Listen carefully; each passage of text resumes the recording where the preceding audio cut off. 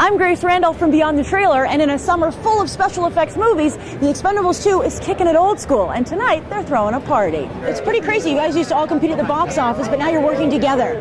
Well, we have to. How is that? We have to survive. You know, so like, because now these movies, you load them up like the Avengers. You got to load up the cast a little bit. Like in the old days, in the '80s, you could have like, you know, Stallone starring or something, or Arnold, or maybe me, whatever. But now you got to have put a lot of these guys together in the picture because you know it's too competitive now, and we're getting a bit older. So the genre's changed. We move into the Bourne identities with the close-ups, and you don't really see a guy go down or what hit him, or we're doing things kind of old school, where you actually got to sell the punch and all that. Exactly. No green screen, no wires. Fans went crazy for the first Expendables. Loved it.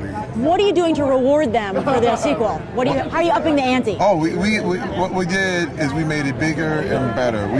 All the big time fans of all the action heroes throughout the years, we added Chuck Norris. We added Jean-Claude Van Damme. We have fantastic. a female Expendable in Yunnan. It's a Chinese actress who is amazing. Mess around with Schwarzenegger and Willis was really cool too. Yeah. You know, none of us really got to be part of that cameo they did in the first one, so we knew it was going to happen, but they had to do it on a Sunday because the governor was still the governor, and they couldn't really do it on during working hours. That's great. For the government, so they did it afterwards. it was a really hard shoot. You know, I'm not kidding. It was in Bulgaria 4 months in the mountains there, and Wow.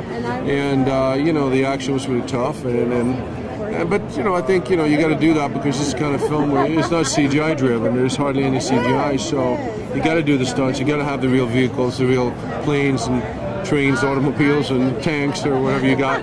That's what the audience wants. And they appreciate it. It's all special effects these days. What do you think those movies are missing? I don't think they're missing anything. I just think it's a change in the industry. Oh, I like that. You look at the cars now. You know, I'm driving a Challenger that's brand new, but it looks like the one from 1970. That kind of retro feel is what's in, and I think this movie captured that essence. What's easier, comedy or action? You know, by all means, comedy is much harder.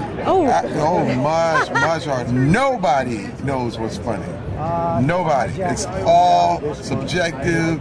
You make one crowd laugh, you turn around, try to go to Japan and make a crowd laugh off of a bunch of American jokes that ain't happening. Oh my goodness. Or try to do the reverse. The hottest comedian in Japan could come over here and like nobody knows what he's talking about. Exactly. You know what I mean? Even if he was speaking English or whatever. Comedy does not translate well. It's crazy. But action is universal.